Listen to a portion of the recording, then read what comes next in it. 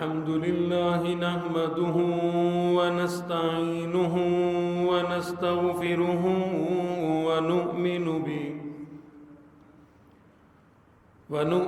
به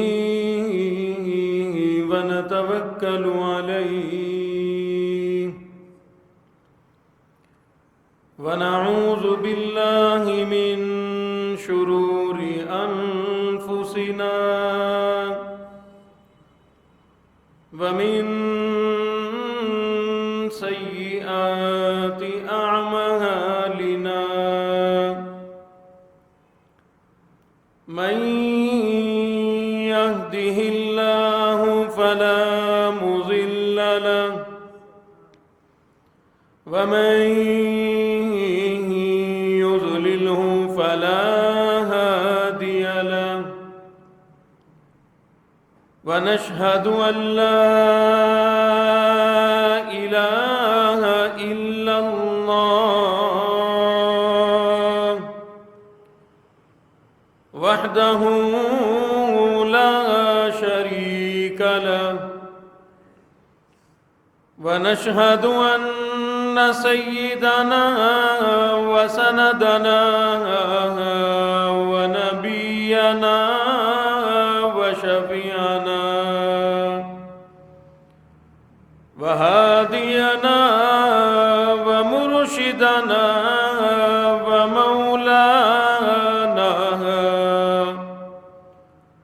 ومولانا محمدا عبده ورسوله أرسله بالحق بشيرا ونذيرا صلى الله تعالى عليه وعلى آله وأصحابه وأزواجه وذرياته وبارك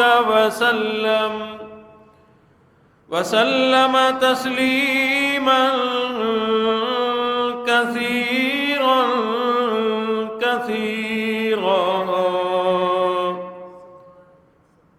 أما بعد فأعوذ بالله السميع العليم من الشيطان الرجيم بسم الله الرحمن الرحيم وإذ أخذ الله ميثاق النبيين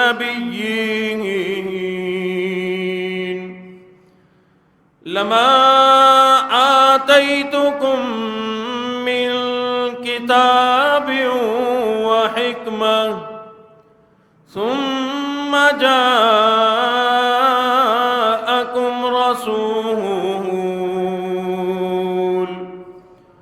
مصدق لما معكم لتؤمنن به ولتنصرنه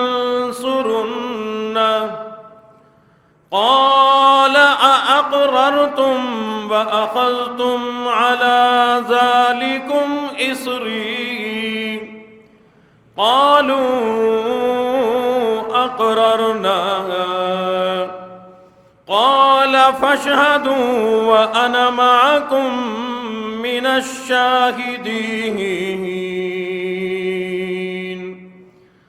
فمن تولى بعد ذلك فأولئك هم الفاسقون وقال النبي صلى الله تعالى عليه وسلم كنت نبيا وآدم بين الماء والطين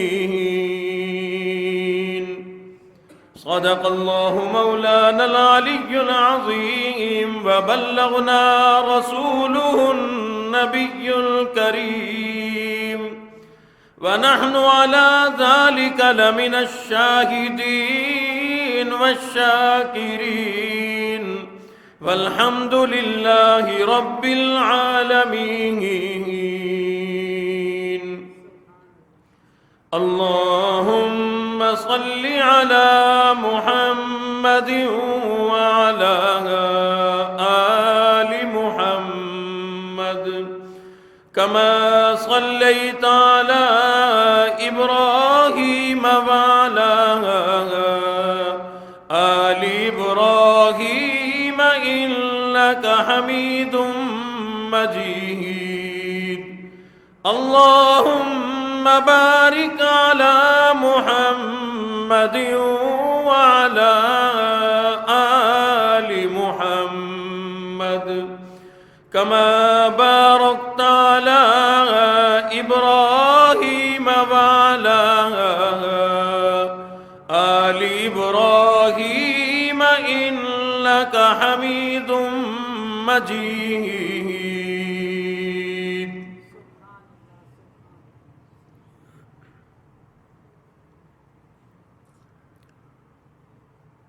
ربیع الاول کا بابرکت مہینہ اس وقت شروع ہو چکا ہے. ہر مسلمان کے علم میں ہے، ہر مسلمان جانتا ہے، بلکہ اس ماہ مبارک کا لوگ انتظار کرتے ہیں کہ یہ وہ مہینہ ہے جس میں اللہ کے محبوب اور حبیب نبی امام الانبیاء محبوب کبریا حضرت محمد الرسول اللہ صلی اللہ علیہ وسلم اس دنیا میں تشریف لائے. اور اللہ نے اپنے محبوب نبی کو اکیلے دنیا میں نہیں بھیجا، بلکہ بڑی رحمتیں برکتیں اپنی اللہ نے بہت بے شمار عنایتیں بھی ساتھ اس دنیا کے اندر بھیجی کہ آپ کی تشریف آوری سے دنیا کی تمام ظلمتیں اور تمام اندھیرے ختم ہو گئے.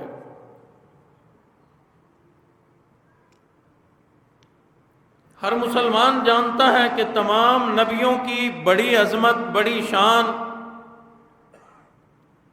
تمام ہی انبیاء اکرام اللہ کے بڑے برگزیدہ اور مقرب لوگ تھے، جن کو اللہ نے تمام کائنات کے انسانوں میں سے سب سے بہترین بنایا ہو. وہ لوگ کتنے عظیم ہوں گے. لیکن پھر بھی اللہ نے آدم علیہ السلام سے لے کر عیسیٰ علیہ السلام تک جتنے بھی نبی دنیا کے اندر بھیجے، ان تمام نبیوں کو وہ عظمت نہیں ملی، وہ شان نہیں ملی جو اللہ نے اپنے محبوب نبی کو عطا فرمائی. اگر یوں کہوں تو غلط نہ ہوگا کہ ان تمام نبیوں کی عظمتیں مل کر اکیلے محمد الرسول اللہ صلی اللہ علیہ وسلم کی عظمت کا مقابلہ نہیں کر سکتے.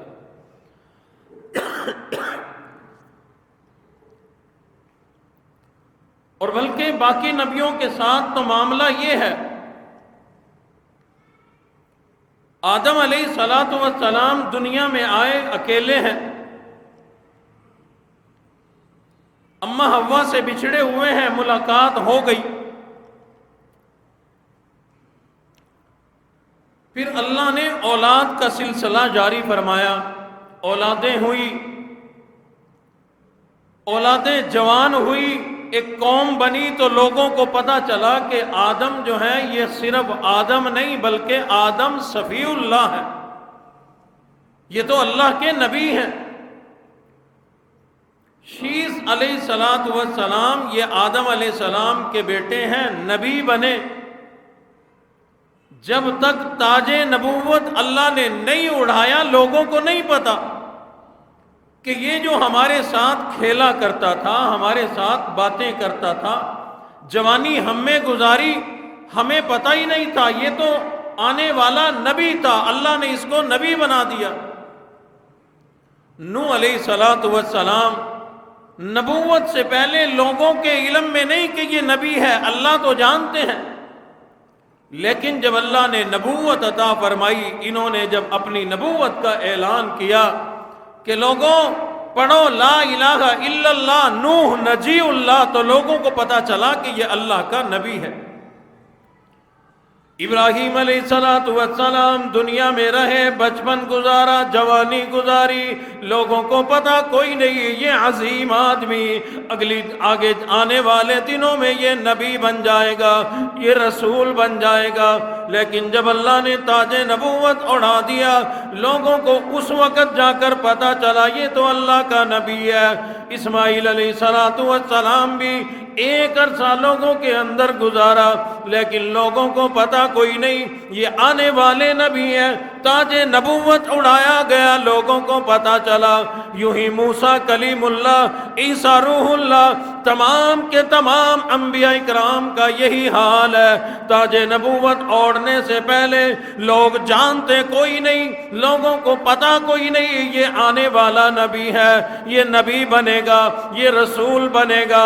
صرف اور صرف ایک ہستی امام الانبیاء کی ذات اقدس ہے، محمد الرسول اللہ صلی اللہ علیہ وسلم کی ذات اقدس ہے، جن کی پیدائش سے پہلے نہیں بلکہ دنیا بنانے سے پہلے اللہ نے عالم ارواح کے اندر جن کی نبوت کا اعلان کر دیا۔ ابھی دنیا نہیں بنی، زمین کوئی نہیں، آسمان کوئی نہیں، چاند سورج ستاروں کا نظام کوئی نہیں، کائنات کا کوئی نقشہ موجود کوئی نہیں، یہ دنیا ہے ہی کوئی نہیں، عالم ارواح ہے۔ اللہ نے نبیوں کی روحوں کو پیدا فرما دیا، تمام کے تمام نبیوں کی روحیں موجود ہیں۔ اللہ نے ایک جلسہ قائم کیا، ایک میٹنگ قائم کی، ایک جگہ پر مجلس لگائی۔ اللہ رب العزت اس مجلس کے صدر ہے، اللہ رب العزت نے وہ جلسہ قائم کیا۔ اس جلسے کے اندر آدم صفی اللہ آئے ہوئے ہیں، نوح نجی اللہ آئے ہوئے ہیں، حضرت شیس علیہ السلام بھی تشریف لائے ہوئے ہیں، ابراہیم خلیل اللہ موجود ہے، اسماعیل ذبیح اللہ موجود ہے، موسیٰ کلیم اللہ موجود ہے، عیسیٰ روح اللہ موجود ہے۔ اور لوگوں اس جلسے کی عظمت کا کیا کہنا، جس جلسے کو قائم کرنے والے اللہ اور جس جلسے کے مہمان خصوصی رسول اللہ صلی اللہ علیہ وسلم کو اللہ نے اس جلسے کا مہمان خصوصی بنایا۔ آپ سمجھ سکتے ہیں کوئی جلسہ ہو رہا ہو، مہمان خصوصی سٹیج پر ہوتے ہیں، عوام نیچے ہوتی ہے۔